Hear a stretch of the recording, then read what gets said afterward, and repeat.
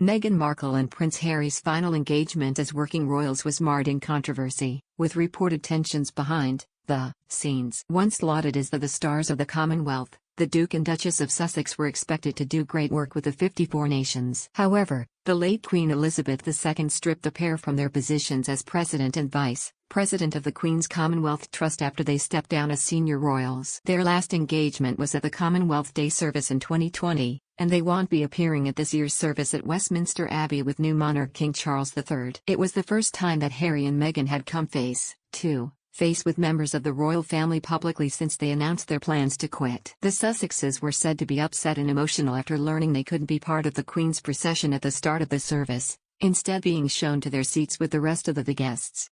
But in a bid to avoid any more drama, Prince William and Kate Middleton made a last-minute change to try and ease the tension, reported the Daily Mail. The couple offered to join Meghan and Harry in skipping the procession, meaning they all waited for the service to start in their seats. The decision was only made on the day itself, after the order of services were printing, meaning they were incorrect. However, their gesture reportedly didn't work, and their meeting seemed slightly awkward as both couples took their seats.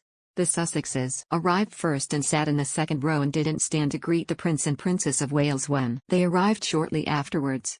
Meghan and Kate greeted each other with a kiss on each cheek the previous year, but they seemed more reserved and only exchanged a few words as they waited for Charles to arrive. The former Suits actress, who was already sitting down, could be seen saying hello and giving an awkward wave.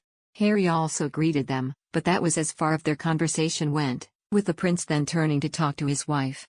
Prince Edward and his wife Sophie did lean over to chat to the Sussexes and could be seen laughing together. In his book, Revenge, Meghan, Harry and the War Between the Windsors, royal expert Tom Bower claimed a monumental argument took place after palace officials decided to publicly humiliate Harry and Meghan.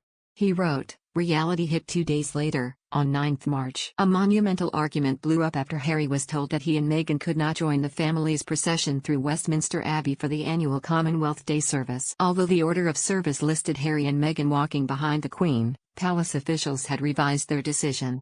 Suspicious about the Sussexes, they decided to publicly humiliate them. Harry was told that having stepped down from royal duties, he and Meghan would sit and wait with the congregation. The prospect of the televised image of their isolation in the Abbey appalled them.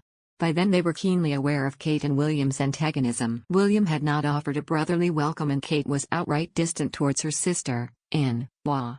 Eventually, to end the dispute, William and Kate agreed they too would wait with Harry and Meghan.